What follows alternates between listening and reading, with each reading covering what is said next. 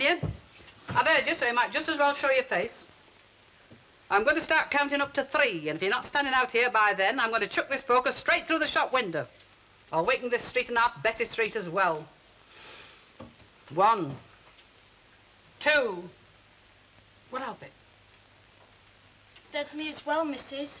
I might have known.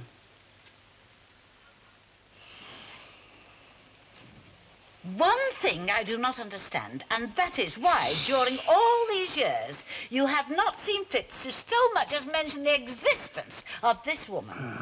I've had your war experiences, and pretty seedy they were, too, and scores of hints about hussies in khaki, but never any mention of Mrs. Effie Spicer. Is that significant? I'm asking you, Jack Walker, is that significant? Oh, you needn't pretend to be asleep. When you're really asleep, the noise you make is bedlam compared to that silly hissing. No, I'm not asleep, but I intend to be. There's always morning, Jack Walker. There's always morning. What I'd like to know is where your mother think you are till this time at night. She's out as well. Are you brothers?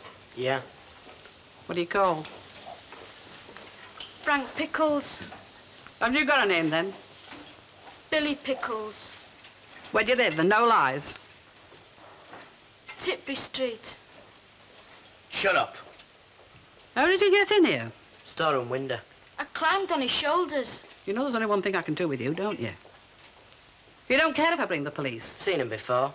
I'd care, missus. Who asked you? I did. Right, come on, through here where the telephone is. But you don't even know how to use one. We'll soon see, won't you? March the pair of you. Please, missus, don't bring police. We're sorry. Speak for yourself, yellow belly. I am speaking for myself. You're not trying to get round me, are you? Acting so. He's not acting. He yells if he cuts himself. Well, why did you break in here, then? Which is a daft question, isn't it? You asked it, missus. You don't half think you're clever, do you? Getting your young brother into trouble, putting him into police hands. It's a free country. He didn't have to come. No, it is not a free country. Not for the likes of him. He's got brothers the likes of you. You ought to be ashamed of yourself. Because you, I should be looking after him, not leading him astray, because he does need looking after, doesn't he? I said, doesn't he? Nobody looks after me. Maybe not, but that's to say that you've got to turn your back on folk as well. Especially your brother. Now, go on. Clear up home, the pair of you. Clear off home.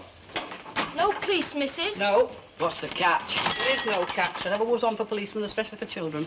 Come on, Frank. Mind you, I want to see you both here back tomorrow morning. I've got a job or two you can do. That's a catch, missus. I think it's a just punishment.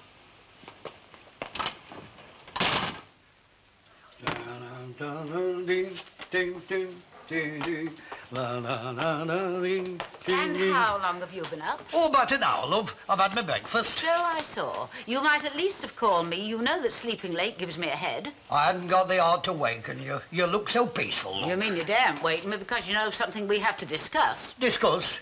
Oh, you mean about having the backyard termite? No, Jack, I do not mean that, and you know very well. Is your cold water on? All I can get from my cold taps is black looks and a shudder. I really don't know, Mrs. Tanner. I've had no cause to use the water as yet. Ah, it's nice as a lion, isn't it? I'm late myself this morning, but I couldn't care less. My being late has nothing to do with idleness. Oh, dear me, no. There's a far more sinister reason. No, do seem to be without. No. Ask Jack if he's drawn in. Jack! Jack! In your breath, Auntie Annie. He's just slipped out the back door with his jacket half on, muttering something about his braces being frayed. Did he indeed?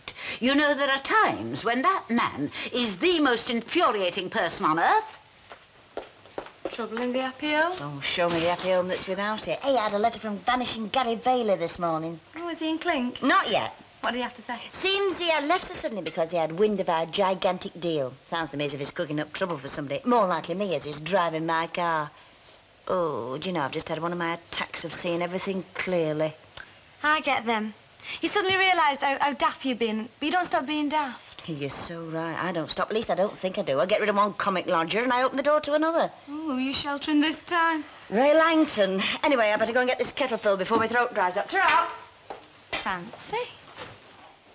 But do you think it was wise letting them boys go? I mean, Well, they're obviously not angels. I think it was criminal letting them go. All right, Minnie Cole, you've had your bellyache. I know you offered to stop with me, and I know I turned you down, but answer me one question. What? What sort of protection do you think you'd have been if you'd been here? I mean, you're hardly a Grenadier Guardsman, are you? Well, I could have fetched the police, and I would have done too. I've no doubt that's 4 shillings, Yeoman. I think it would have been wiser, Mrs. Sharples, but we can still report them. I mean, we know vaguely where they live. No, it's too late now. I made a bargain. Besides, we don't know they're going to break their part of it yet, do we? It's only 10:30. You make me sick, Ena. You're always saying that bad people have it too psychological these days, and there's nobody more psychological than you. You're always saying that you know best how to deal with people, and you don't know best. I'd no idea Mrs. Colwell could get so wet up. Oh, she could be a right little vibrant, can she, when she likes Mrs. Colwell. I fixed the store and window man. They'd forced the catch, you know. Well, they were obviously very determined, Mrs. Sharples. Only one of them. Well, I don't think you'll see them within a mile of here again. I know I wouldn't come back if it were me. I'm off to the library, then. Right. I think we've earned ourselves a cup of tea. There seem to be 2 arguments against me fetching the police. Now, for a start, they were only children in spite of their long pants and their cheek. I'm not so sure, Mrs. Sharples. Innocence is very brief these days. Ah, but it's not their fault. They're born innocent enough. Anyway, the second argument was that I didn't want to chuck away the chance of trying to help them myself. Well, they've got to turn up first, haven't they? We've come like you said, missus. Yeah, but it was his idea. Well, Jack, which should I have, the brown or the red? Whichever you fancy. I fancy them both. Well, take 'em both. Oh, isn't that typical of a man? Always trying to avoid committing himself. I think you're being a little unkind to Mr. Walker and Mrs. Spicer. He's so obviously a man's man. I don't think he's ever been committed on the subject of ladies' wear. You'd be surprised, Miss Nugent, you really would. Oh, well, I've wasted enough time buying a pair of braces, which I really don't need. I've got a pub to look after. I think you're going because you're frightened of being seen walking me home. Oh, maybe there's something in that. You realise you're playing fast and loose with our favourite landlord, Mrs. Spicer, do you? Really, Mr. Fairclough, Mrs. Spicer was only joking. Of course I was joking. You can't play fast and loose with dear old Jack. But how about you? Why don't you try me? Should I have the brown or the red? Now, if I were you, I'd have the gay one. Why? Because let's say it suits your, style. Well, that's better. Much better. You see, Miss Nugent, Mr. Fairclough's also a man's man, but he understands women. Oh, I've never had the slightest doubt of that. This one, then. Please. 5 and 11, please. I'm enjoying it here. Plenty of company for a lonely widow. Lonely? Oh, in that case, let me give you a word of advice. What's that? Be very careful who you let over your threshold, because there are lots of people round here that prefer to spend far more time in other people's houses than they do in their own. I'll remember that. Of course, you're always welcome. I'll remember that. I've often wondered about you, Leonard Fairclough. Oh, yeah? Yes, whether your sex appeal's built in or whether you just work at it. It's built in. And I work on it. Yes, well, what can I do for you? I mean, did you want... All right, love, it's not my day for restocking my harem. I've come on business. What sort of business? Well, it's personal and general. Oh, well, let's begin with the general, shall we? How's this shop doing nowadays? Reasonably well, when you consider we're hardly part of a prestige trading complex. Why? Because Papagopolis owes me money, has done for a bit, quite a bit. Oh, I hadn't noticed among your bills. It's a fact, though, love. It's verbal. You're not suggesting that Mr. Papagopolis can't pay you, are you? A little dicky bird told me that I'm not the only one he owes money to. Not by a long chalk. It's preposterous. I mean, one thinks of Mr. Papagopolis in the same terms as the Bank of England. That's exactly what I'm talking about.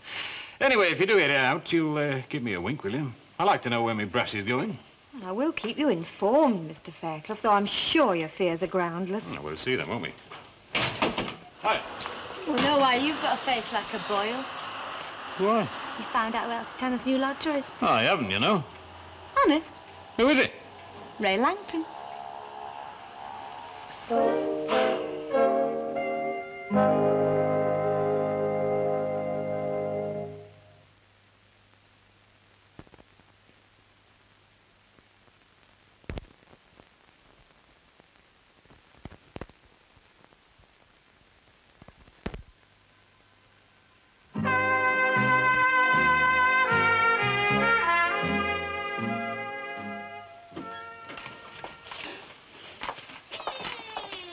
Hey, Mr. Doggin. There. I'm not greedy. You ought to be grateful you're not behind bars, you know, sonny boy. It wouldn't have been the end of the world. You think you're real tough, don't you? Yeah. Hey, you got a bird to see then? I'll belt you around the flaming ear! Leave off or I'll shout for old Mother Hubbard. She's a friend of mine. Yeah, no. Can't think why, though.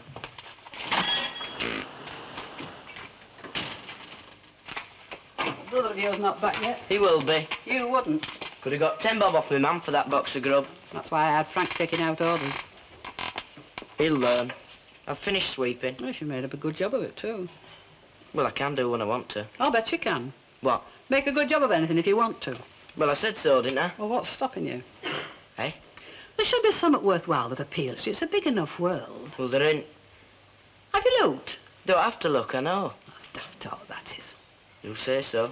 Have you got no ambition at all? No job you'd like to do? No. You've just said your life's going to be a complete waste. So what? You daft little crate egg standing there talking like that. Life's a precious thing. You want to do something with it for your own sake. Tell me something. What? What did you do with your life? Oh, there you are. I took it to the Rovers, missus. They gave me a lemonade in a beer glass. Should have asked for a pint and 10 fags. It were good anyway. Anything else to do? No, you're finished, Frank. We'll be off then. Do you want us tomorrow? No, lad. Won't be coming if she did. Ta-ta then. Ta-da. Oh, there is one thing you can do for me, Frank. What's that? Try and knock some sense into this brother of yours. I will, Mrs. Sharples. When I'm big enough. Sometime flaming never. Your staff gone, then? Just. Think you made any impression? What's that for? Price for a bar of chocolate. What chocolate? It was sticking out of young Billy's pants pockets. He hadn't bothered to pay for it. Oh, dear. I thought you were backing losers. Oh, I think I registered with Frank. When Nicole was right about young Billy, I should have fetched the police to him. Oh, well, I'll get my coat. Yeah. And I'll close. Oh, I'm sorry. I was just closing. Yeah, oh, no, I'm not the customer. Well, it's a bit late to be bothering with travellers. No, wrong again. Your turn, then. Yeah, well, I'm inquiring about number 3. Oh, that young couple? Well, they're no more than kids, really. Oh, they aren't, are they? Yeah, well, anyway, I'm supposed to be fitting a carpet there, but there's no sign of life. Come to think of it, I've not set eyes on either of them for days. For days? Are you sure? Well, I'm sure as anybody who sees as many faces as I do can be. But... Well, I don't understand that. Don't understand it. No, I can't say as I've seen your son, Mr. Fleming. Mind you, I wouldn't have let up into him in the street, you know. He's hardly a regular customer of mine. No reflection, but I hope he never is. Don't see why he should keep brewers pocket money. Well, there's no harm in moderation. Maybe. Oh. I suppose they'll be getting wed soon. I mean, your lad and his lass. You know as much as me, Mr. Walker. Oh. And what was he inquiring about, might I ask? Not that I'm really interested. What are you asking for, then? Well, it's as well to be up to what you're doing, isn't it? Well, he's not seen that lad of his or that lass for some time, and he wondered if we had. Well, if that girl has got any sense, she will have fled the country. She will have put as much distance between herself and things male as is humanly possible. If she wants any peace of mind, that is. Oh, aye. You know, I do think you've got a colossal cheek. Do you? Flaunting that woman. Flaunting her? Flaunting is the only word. Having intimate little chats with her across the bar, deliberately excluding your lawful wife. Oh, well, the next time we have an intimate chat, I'll see that you're included. I can't say hope fairer than that, can I? And how could I possibly join in a chat with you two, considering I do not share your fund of reminiscence and experience? Annie, love, Effie Spicer was a girl I knew years ago. Nothing more, nothing less. There must have been dozens like her. Really? Then, in the 30 long years I've known you, I've only scratched the surface of your wild oats, have I? Oh, if only I'd known. Ah, if only I'd known. Len, you're just in time. The first pint's on me, just for being here. Trouble? Ah, she's in one of her Alan Ball moods. Alan Ball moods? Never stops coming at me. Why didn't you put the boot in? I just might. How's Elsie been in? No, not yet. Look out. She's coming back. Talk about the weather. Out. Oh, I see the rain we've had lately has done the green and Parker's Arms the powder good. Eh? Oh, aye. It's like velvet. Played on it last week. And won. Are you settling down in your new house? Oh, nicely. I still stagger back to the old one at night when I've had a few jars, you know. I see the Australians... I might have known. The largest club in the world, the male sex. What a pity he spoilt everything by inventing women. I'm not going to say a word. Me neither. Tell me something, Jack. Are any more of your little popsies likely to move into the neighbourhood? If so, I should like to be informed, so that I don't cramp your style. That settles it. I'll get no peace tonight. Well, I'm due for a night off. Coming down to the Legion, have one with me. Sorry, Jack. I'm waiting for Elsie, actually. Well, I'm going now. Oh. And where has he gone? Well, he did mutter something about going out to buy a shotgun. I don't know where you put it all, Mrs. Caldwell. Oh, well, I haven't had my tea yet, so there were 1 or 2 empty places. Mrs. Sharple's not well. Oh, no. Only we had a little difference, and I always find it best to keep out of her way when she's cantankerous. Well, anyway, we're not Am and Bud. Oh, I'm not suggesting... It's just that we're of an age, but we do have our private lives. Oh, I'm sure you do. In fact, when she was away, I got a bit independent. Even Bobby noticed it. He did? Oh, I leave him on his own if I've a mind to. Well, I'm glad to hear it. Well, I mean, you should go out in the summer, shouldn't you? All those dark nights in the winter and all that time in the grave. Aye. Hello, Mrs. Caldwell. Hello. Oh, it's all right, love. I'll keep it low. Oh, well, it's not that I don't like music, Lucille, but there never seems to be any other kind of noise these days. You got a point there, Mrs. Calder. Traitor. Hey, you think she enjoys life? She seems to. Can you ever see yourself as getting that old? Oh, no. No, me neither. Gordon, what are all them students on about? I don't think they know themselves. Just fed up, I suppose. What makes you fed up most? Well, girls, mainly. Go on. Yeah, they won't leave me alone. There, how many have you got? Well, there's you. I can leave you alone any time. And then there's that one who keeps on staring at me on the bus, and it's dead embarrassing. You could always buy a bike. And then there's one who's started to come into the shop 6 times a day, she does it. That must be very good for business. No, you see, the thing is, she only ever buys licorice, torpedoes, and boxes of matches. Well, she's sweet on you, isn't she? Yeah, but what about the matches? Unless, of course, she's building a model of me. You've been pulling my leg. I'm learning, aren't I? Oh, I'm not sure I like it. Pudding and chips? Cheese and onion and chips? Yeah, here. Hello, Mrs. Caldwell. Having a night out? Oh, well, I've just about finished. Well, you're not going, are you? Stay and have a cup of tea with me. Well, I would, but for my conscience. Your conscience? Well, you see, I've been keeping out of Eva's way, Mrs. Sharple's. At first it were a bit of fun, only, well, now I feel guilty. Well, you know what the best cure for guilt is. Confession? Nonsense. Ignore it. Another cup of tea, please, Mr. White. Right. You might have warned me that he was escaping. I keep telling you, love, he just fancied one of the Legion. Even landlords are human. Huh, a likely tale. Hi, fella. Are you on your own? What did it look like? Oh, hello, Elsie. How are you, Elsie? Have a drink, Elsie. What's it with you? Got holes in all your socks? Annie, give her one. Please? Please?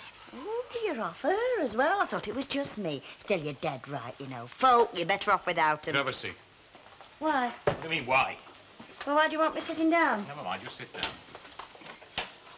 Oh, no, then. It's not... There you are, dear. Thank you, love. Sure. Just sit down. I have no intention of sitting down so as you can lecture me. That's it, isn't it? Well, stand up then. I intend to. Look. So it's true, is it? Yes, all right. Know what you're going to say. Ray Langton, yes, he's going to be a lodger. That's what you're on about. Paying guest, if you like. Why didn't he tell you himself? Because he's avoided me, that's why. Now, look, Len, fair is fair. Let's get this straight. Enough is enough. I am not going to sit down, and I have no intention of discussing my private domestic affairs with you. And what's more, I've had quite enough of it, thank you. I can stop him coming, you know. No doubt. And I will. Len, just do that. Just Look, do he's a that. devil for the birds, is that, lad, you know? Everybody knows his reputation. And everybody knows mine, so who's the loser? Don't take him in. Len. Yeah. You employ Ray Langton, don't you? That's right, as a plumber. Now, don't let him in my house. As a business arrangement. That's right. Well, that's just what it is with me. I need the money. So you're going to let him get his feet under the table? If you want to put it that way, yes. There's no other flaming way to put it. Our menfolk can be very trying, can't they? If you let him, Mrs. Walker. If you let him. Good evening, ladies. Do you mind if I join you? Oh, do, Mrs. Tanner. We were just discussing the relative merits of our political leaders. Were you? Give over. Things must be black for Elsie Tanner to want to come in here supping with the likes of us. It's only temporary, Mrs. Sharples. Only temporary. What are you having? Light ale, please. Oh, expected you to make for the door when you saw me. I'm just surprised you've got the nerve to be hanging about where I might bump into you. I'm here till I find out what happened to my daughter. What's your son done for her? I might ask you something same. Something same? What's your daughter done with my son? One thing you definitely have in common around here. Oh, what's that? An appetite for fish and chips. Mrs. Caldwell stole half my supper only minutes after she'd finished her own. Oh, well, a pinched chip always tastes better. That's a fact of life, you know. First understood in Oswald Twistle. Why, they're good, aren't they, eh? You never did say why you were here and not playing mine host. Didn't I? Well, it's my night off. Ah, I like to get away from things, you know. No other reason? No. Why should there be? Oh, sure, I can't think of one. What's it going on about, then? You're as bad as Annie. Surely not. No, you don't expect me to answer that, do you? Not you, Jack Walker. Well, are you going to walk me home? Well, we're both going the same way. No, I mean really home. I've got something to show you. A bit of the past. I'll see if my indigestion starts by the time I get to the street. You'll ring that number then if you see old trouble, Mrs. Walker. Oh, yes, immediately, Mr. Fleming. But I don't think there's any cause for concern. You're probably right. Most of the wrong the kids do is because they haven't stopped to think. Good night. Good night.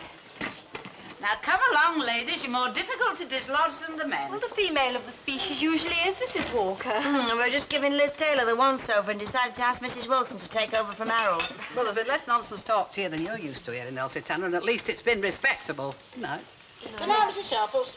It's been that, Mrs. Sharples. Oh, yes, it's been that. Well, I think I'll say good night, too. Ta. Good night. Good night, dear. I'll lock up if you want, Mrs. Walker. Oh, no, love, no, thank you very much. You go upstairs. After all, you're a guest in the house. Oh, it's no bother. No, love, I'd rather wait for Jack. This thing has grown up between, as you know, the one never going to bed without first making sure that the other is in, too. You won't be long. No. Thank you. 11 o'clock indeed. Oh, here it is. Now, you just listen to this, Jack Walker, and tell me what first springs to your mind.